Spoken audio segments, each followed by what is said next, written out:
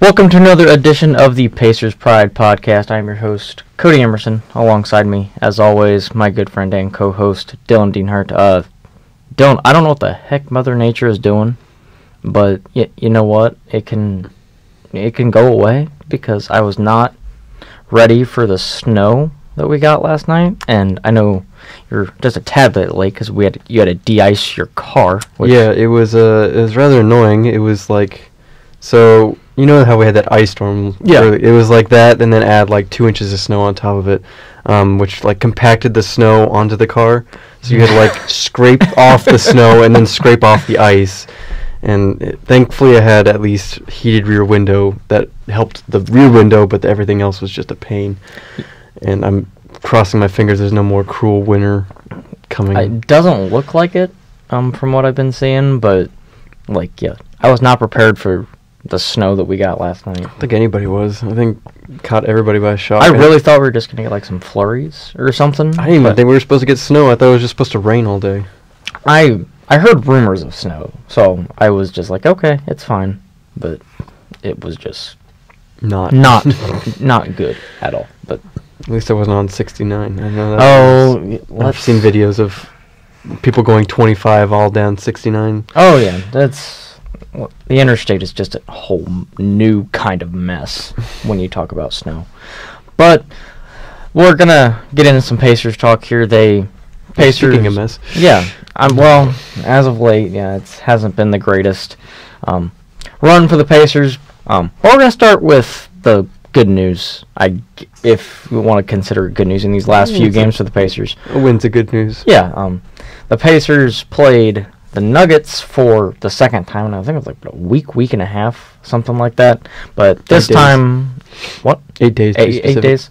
But this time it was at home, and the Pacers, I have no clue what the heck got into them. I wasn't able to watch it, but just when you see a final score of 124-88, regardless of who the teams are, you immediately want to go check box scores, want to check stats, and find out what the heck happened, because granted, the Pacers only lost by 2 when they played in Denver on a Paul Millsap tip-in with just a few seconds left, so they competed with the Nuggets, but I mean, we both predicted we thought the Pacers would get maybe a 2 to 5 single-digit win, but I don't think any of us were expecting to win by 36, if my math suits me right. But Dylan, we kind of talked about before the show, and they haven't done it, but kind of got to bottle this up and take it with you, especially now the Pacers find themselves in the 5th seed. So kind of bottle it up and maybe take it with us as we get ready for the home stretch. Yeah, and especially recently, wins have been hard to come by. Yeah. We've, dropped 1, 2, 3, 4, 5, 6, 7. We've won 1 game out of 8 games, so something's not going right, and we got to look at games like the Denver game and see what went right and somehow try to replicate that in future games. It was a good game to at least bolster us and keep us in a fighting chance for the 4th seed. Granted, the other games that will follow that we will discuss have not helped that in any way, but Bojan had himself a terrific game with 35 on 13 of 16 shooting. I don't know what got into him. I was saying we need to bottle that specific performance up and then just keep it for the playoffs. But all around, it was a great game from Miles Turner, double-double with 17 points, 11 rebounds. Sabonis, as usual, 15 and 13 off the bench. I can't believe that's a usual.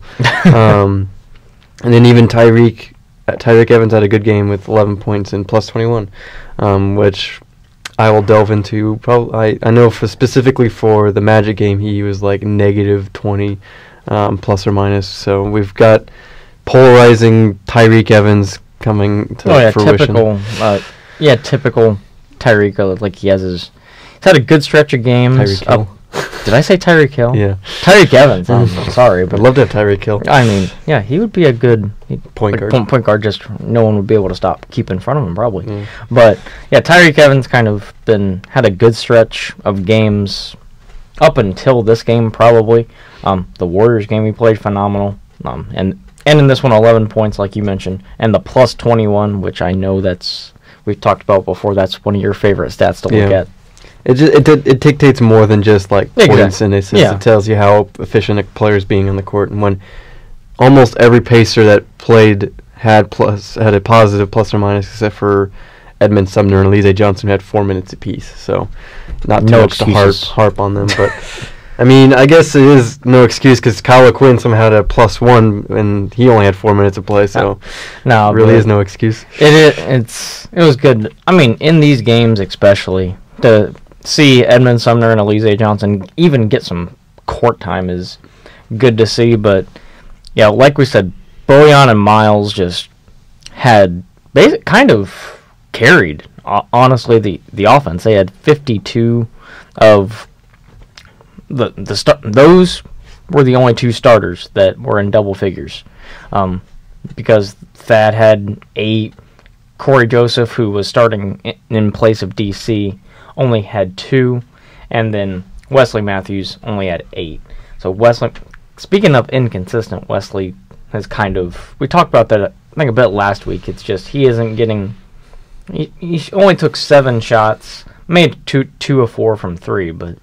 Just kind of has been inconsistent with his shot and some games he'll take 13 to 14 shots and some games he'll only take like 7. So but I feel like whenever he takes at least more than 10 shots, he gets at least like 15 points, and whenever he takes below that, it's like usually in the single digits. So I'm not harping on him at all. It's just I don't know what plays are being drawn up or whatever by McMillan or anything, but this game and these stretch of games has really we talked about it a little bit last week. I don't know what's going on with Kojo right now, but I'm plus 16. Obviously, you can't complain about that. Just 1 of 4 shooting. But 1 of 4. Granted, he's not going to be the focal point of the offense by any means, but only 2 points. I'm not having a change of thought, but he's kind of just opened my eyes to maybe, like you said, I understand we need defense out there, and he's a defensive-minded point guard, but maybe especially after Aaron Holiday provided 11 points and 5 assists. And 5 assists. And no turnovers. That was the big thing. I always look at Aaron Holiday whenever he plays in his turnover stat, because that's what was the big concern coming out of college. Yeah, because we may, especially in the playoffs, may need some more offense, so it's probably not going to happen by any means. But Kojo's just kind of really been struggling, and maybe I really don't know. It's just kind of upsetting to see because we know he can score and he can shoot it by any means. We know that. He's proven that time and time again, but just going through a little bit of a rough patch. So, and I know Pacers fans on social media have been killing him, but well, he did have 4 steals, so I mean that's why he's out there for defensive purposes. But it was like we said, an all-around phenomenal game. More impressive, I think, was the Pacers' defense holding the Nuggets, one of the higher scoring teams in the league, to 88 points. I don't think they were missing anybody. It was just I think they were fully healthy. Yeah, they were. Don't see any really. So it wasn't like they were missing anything. Jokic was just quiet all game. They contained Jamal Murray and everybody. So Jamal Murray 2 of 12. Yeah. So that is Jamal Murray is their point guard. So phenomenal job of Kojo there. So making up for it on the defensive end, obviously. But Paul Millsap only 2 of 8. So it was a really good defensive performance. So like we've been saying, just kind of bottle this game up and look at it, especially like that week or few days before the playoffs start when you know who you're going to be facing. Well, we pretty much already know. Well, yeah.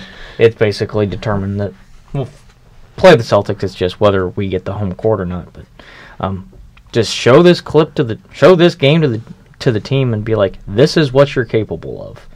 Because it definitely opened. I did not expect this by any means, and I don't think none of us, no Pacer fan, expected to win by 36. So that was, like we said, probably the only good thing that's happened. So now we have to unfortunately move on to talk about some losses. The Pacers, after this, traveled to OKC to play the Thunder, and they held their own for the most part. And then the dreaded third quarter. Yeah, and that's what's during this stretch of difficult games. It has been the third quarter. I really don't know what it's been. Like, I haven't been able to... I've watched some of these games, but not many. So, and I'm just going to come out and say it. 24-0 run by the Thunder. That really broke our back. I hate to be harping on McMillan, harping on anyone on the team, but that's inexcusable. To have a 24-0 run, literally nothing would fall. Yeah. So, it was Bojan had 28. If you look, I guess it's kind of more impressive that we only lost by 8 and they went on a 24-0 run. Yeah. But we've talked about the third quarter being... I mean, we had like a substantial lead at halftime, which helped a little bit, but... Well, not substantial. Like, what is that? 7-point lead at half? Wait, yeah, it should be 7 Not... Because they led No, 9-point lead. Yeah, 9-point lead. So... Math's hard. We're journalism and news students and video. We're not math by any means. But, I guess, what do you make of the 24-0 run and just what the lackluster third quarters we've seen during this recent stretch? I don't know if it's teams just seeing what we throw at them at halftime and we're just not adjusting in the second half, and then other teams are just saying, all right, well, this is what they're doing, so we're going to do this differently, and it just catches us off guard. So I don't know if it's just a Nick McMillan problem, just not being aware that they're probably going to change something and we need to adapt a little bit, even if we're doing well.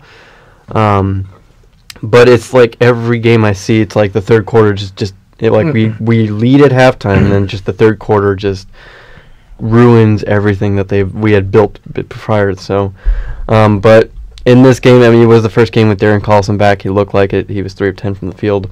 Really kind of struggled offensively, but at least finished with 6 assists to kind of bolster the offense. Again, Corey Joseph 0 for 4, 0 points. But we still have a good game from Bojan, 11 of 20, almost that's above 50% shooting from the field. Another good game from Miles Turner. Miles Turner has just kind of quietly erased his bad, negative opinion upon him by Pacers fans, because he's averaging almost a double-double in most of these I don't games. think you can say anything bad about Miles Turner, especially in the second half of the year. He's played phenomenal. Then you kind of talk about the Wesley Matthews when he gets a bit more shots. In this game, that didn't happen, though. Was 2 of 10 from 3, 4 of 15 overall. And I like seeing him take more shots. It's just about hitting them at that point. Yeah. So, and then you had Sabonis get his usual double-double, 18 and 10. Tyreek was only had 7 points, 3 of 9. Then you go to the flip side, and Paul George, it's a theme every time we talk about the Pacers playing the Thunder. He balled out, had 31. Brody had a triple-double with... He did not... 6 of 15 is not terrible, but... It's under 50, I know. Yeah, it's under... I think it's 40%. Low 40s, I would imagine. But he had a triple-double with 17 points, 12 assists, and 10 rebounds. 11 rebounds. 11 rebounds? 11 rebounds, 12 assists, yeah. And what killed the Pacers was Steven Adams. Steven Adams, you look at it, had 25 points. The bench for OKC absolutely did nothing. Yeah, that's what I was going to say. They had Schroeder was the most minutes, and he only had 3 points. So it was all the starters for OKC, and Steven Adams, if he's not... Miles Turner, we know he's obviously a really good rim protector, but Steven Adams can kind of counter that with playing bully ball. So he got the best of Miles Turner, probably got the best of Sabonis also when he's out there. But 11 of 14, he didn't miss either.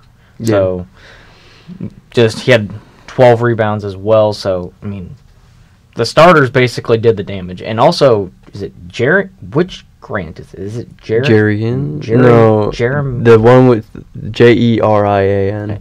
Jeremy. Yeah, Jeremy Grant. No, I was wrong. Never mind. Yeah, I know there's two of them, and I get them confused. But Jerian Grant's the one from Notre Dame, I think. And I can't remember where Whatever. he plays now. He may play in Chicago. But, Jeremy Grant also had 19, so guys you really don't expect to see score a lot for OKC. Steven Adams, he gets his probably in double digits in the low teens, but you really don't expect him to drop 25 and be the second leading scorer. And also Jeremy Grant, who on the year is, he's averaging right around 13. That's actually not bad. I thought it'd be in single digits, but just can't do much really when those guys go and score like they did. So an 8-point game, 8-point loss on the road, it's not terrible by any means, but we talked about the 24-0 run in the third quarter, and this can't happen in the playoffs, or it's going to be a quick out. Yeah.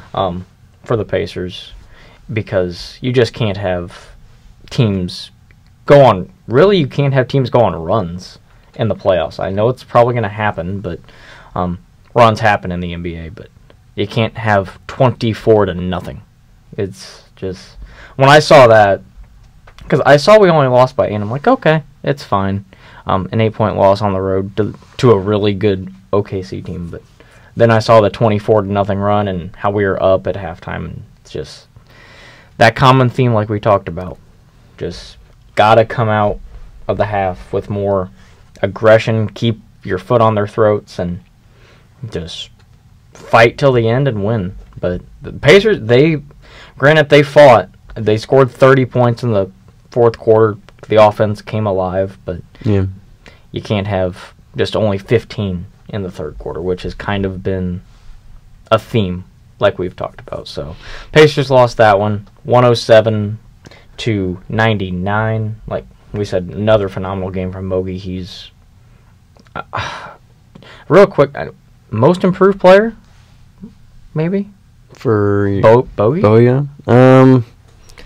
I don't know. It's gonna be tough. I have to look at. I was about to say I know it's on. I'll look at on the spot, but honestly, I mean, look what he did. I can't remember exactly how many points he averaged last year, but this year he's averaging 18.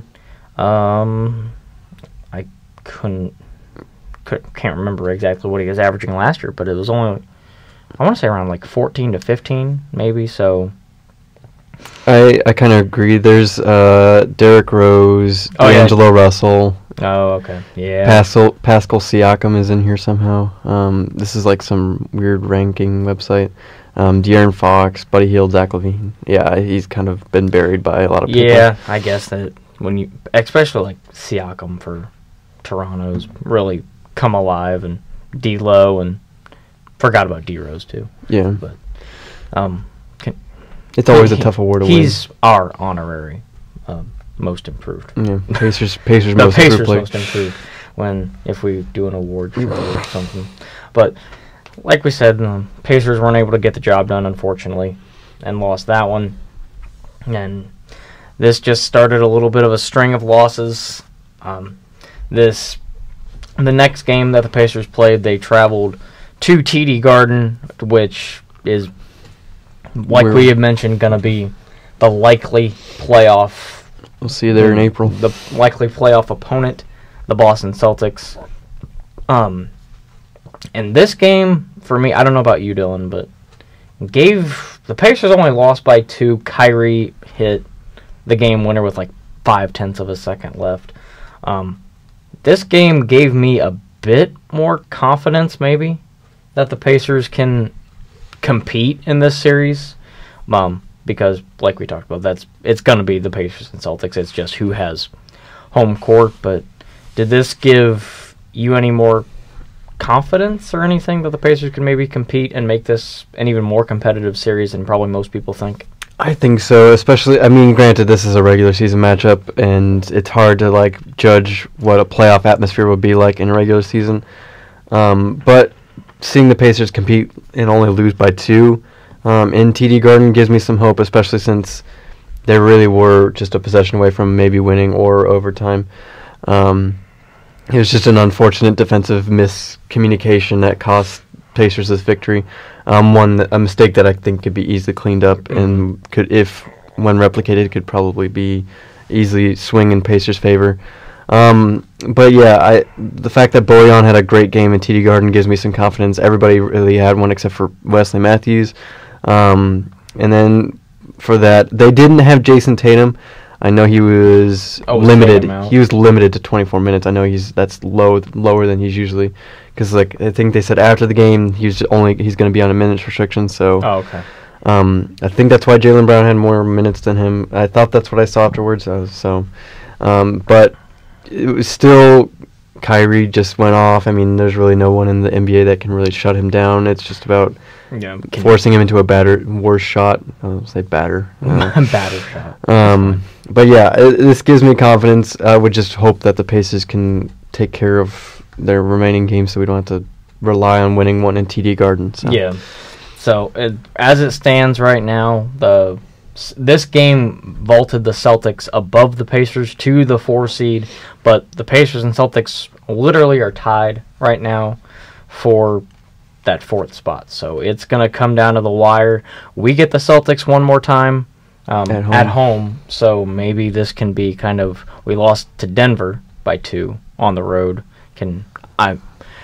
Granted, it is on ESPN, and we know how much they're on live TV. Yeah, of course it's on ESPN. So, but maybe can hope for I would take a 36-point win against Boston, but I'll take a 36-point win. Period. I mean, yeah, any win at this point would do, but can maybe kind of, like I said, we lost by 2 on the road to Denver, then ended up beating them at home. So hopefully this is the same case.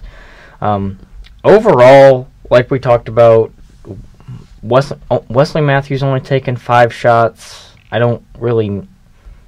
It's I'm not going to say inconsistent shot selection, but just the fact that he doesn't take enough shots, in my opinion. I would like to see him get a few more, and I'm gonna come back to it, especially in a tight game like this.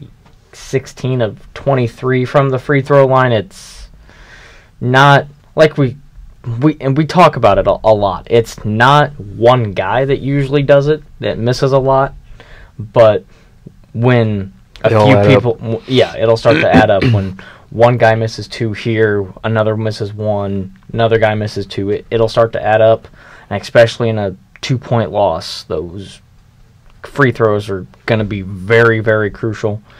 But, I mean, I think this gave me some confidence as well. Like you said, Bojan going on the road and playing like he did, 8 of 13, very efficient. And if Wesley Matthews hits a bucket or even hits one more 3, we win. So yeah, he only took 1 3, which is very uncharacteristic of him. Sabonis had 11 and 8. TJ Leaf, he's really started to impress. He should get more minutes, and every time he plays, he just does well. Like in the Nuggets game, he had 6 points in I think like 11 minutes. So like, I'm all for giving TJ Leaf a little bit more minutes if it helps Thad Young a little bit in terms of rest and making sure he's fresh against what is likely going to be the best defender on the opposing team. Yeah, so. And TJ, I got off of work and was watching the last few minutes of this game. He had a nice offensive putback. He kind of, not going to say it's over the back or anything, but he may have been guarded by Marcus Morris, but kind of reached over him, I guess, if you want to call it over the back. They didn't call it, and was able to tip it in to keep this game close late. So, kudos to the Pacers for fighting back. They were down double digits as Boston outscored them by 10 in the first quarter, but it was just Pacers are right there. Yeah, and like I said, we've seen this with the Nuggets. We're not getting blown out at the very least. We're competing, and Well, granted, Golden State. I mean, Well, that was the outlier. I don't count that Golden State game. I mean, getting blown out by Golden State is just expected. I don't want to say it's expected, but it's basically expected. And this just makes us think, what if Vic was here? We would probably be winning a lot more of these games. Yeah. So, and speaking of Vic, quick side note, I'm assuming most Pacer fans have seen he is up and walking, like with crutches, no nothing. Yeah, really, I don't think he has a limp or anything anymore. He's so 8 weeks, I believe, post surgery. So he is making really, really good progress. I know he's very, very much ahead of time, or ahead of schedule, I should say, with rehab. But I think the next step is just slowly working basketball back into his regimen. So he's got his legs underneath him and is able to walk fine and everything. But like you said, just slowly working basketball back into it.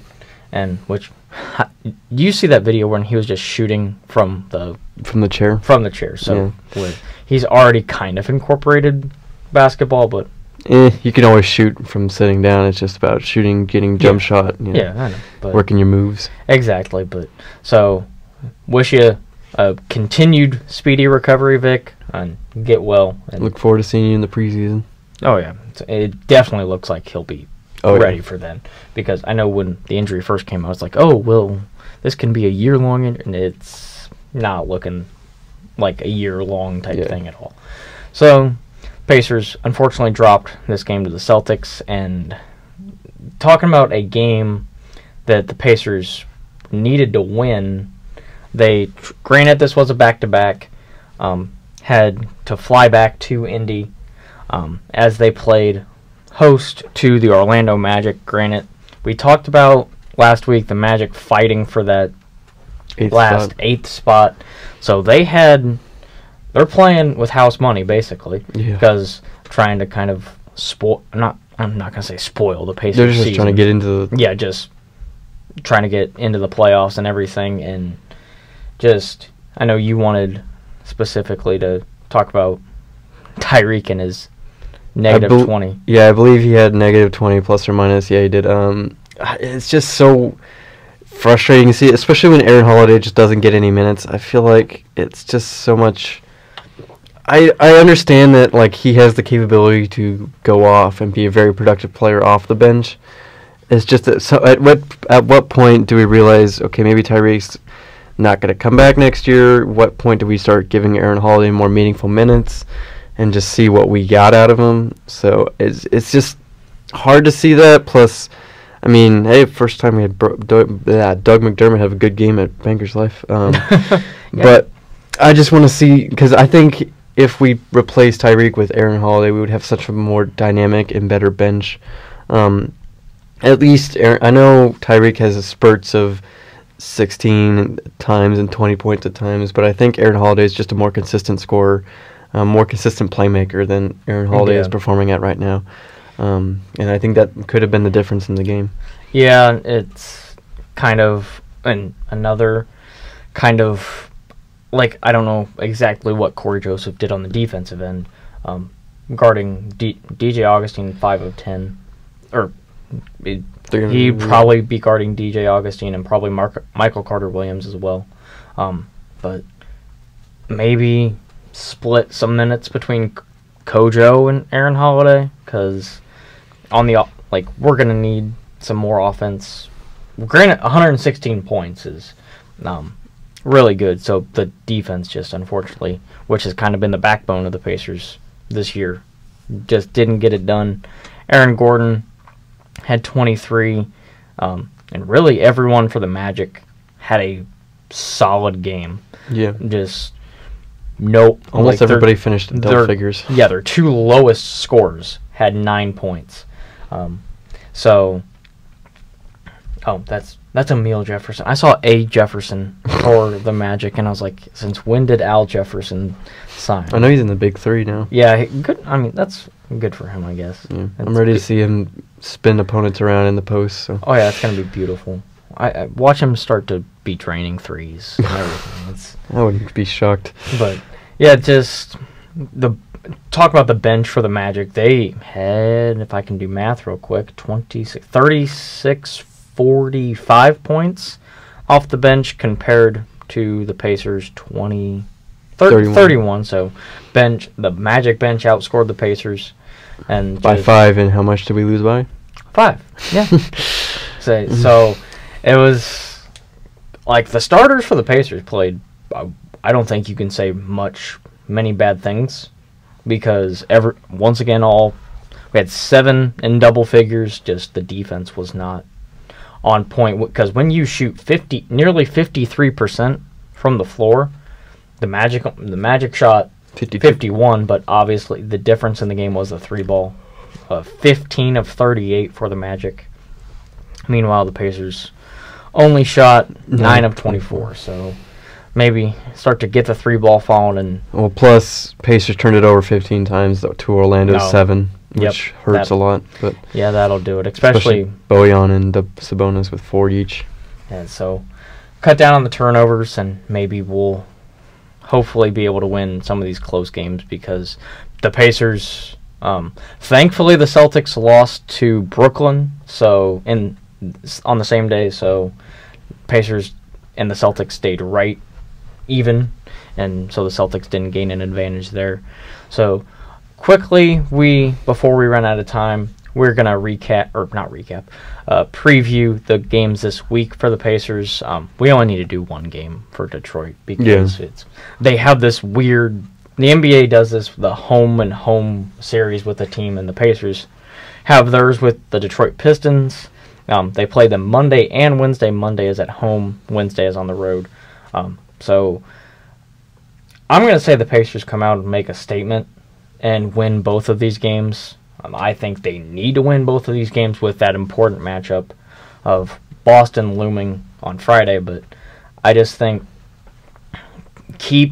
I don't think Blake Griffin's going to have another triple-double again like he had last time. And contain Andre Drummond on the boards. I know he's probably going to get 10+, but if he can get defensive rebounds, that's fine. Yeah. Just limit the offensive glass. Yeah. And I think the Pacers should be able to hopefully win both, and just they got to win some games, obviously, because can't just continue to hope that the Celtics lose, because we would need to leapfrog them one way or another. Yeah. Well, in terms of Boston, I also concur that they're going to beat Detroit twice, by the way. Just throwing that out there. But I wanted to mention that Boston's schedule to end the season, I think, is a little bit more competitive than Pacers. They have Miami and a home situation. That's their 2 games before they play Indiana at Indiana. Then they get Orlando at home, and then they go to Washington for their final game. I think all the teams that they play, minus Washington, are still fighting for a playoff spot. So there's not going to be a game that they're going to have someone take it easy on them or anything, except for the Wizards game. But I'd hope at that point we'd have locked the 4 seed up. But, I mean, it still helps that Miami, Orlando are still vying for that final playoff spot. So it's going to be at least give some challenge to Boston. So yeah, and Orlando's only half game back of Miami right now. In terms of this Detroit series, I guess it's a series. Detroit is also the 6th seed right now. Yeah, so I take it you see the Pacers getting both of these, or? I at least see us getting the home game. I could see us dropping the away game at Detroit.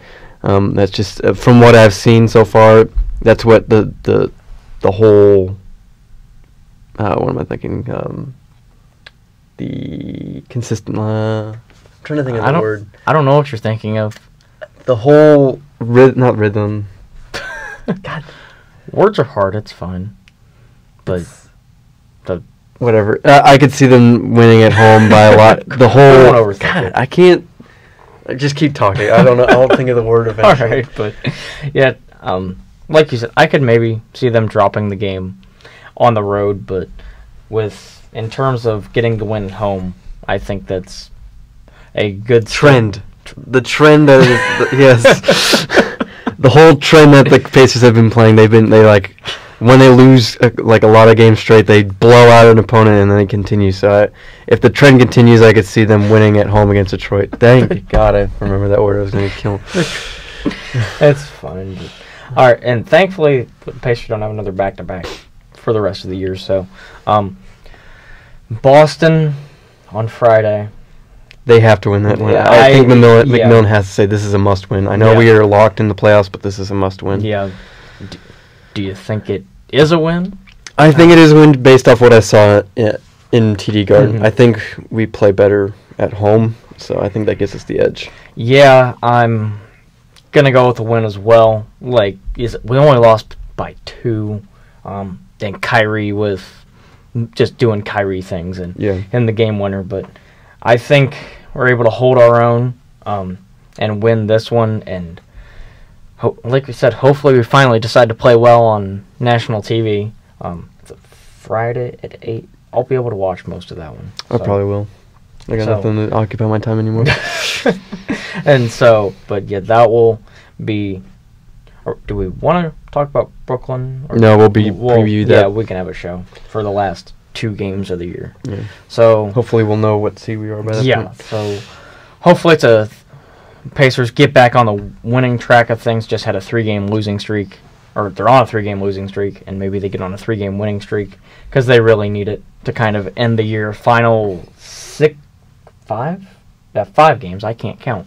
Final 5 games of the year. Just this week, and then we have 1 game next week with Atlanta. But so Pacers still locked in a battle with the Celtics for that final spot. So we're gonna see when it comes down to who gets that spot, and hopefully it's the Pacers. But like we said, maybe giving us a bit more faith with the way they just played in Boston. But we'll be back here next week to recap the Detroit games and Boston and talk about the final 2 games of the regular season. But until then, for Dylan Deanhart, I'm Cody Emerson. Go Pacers.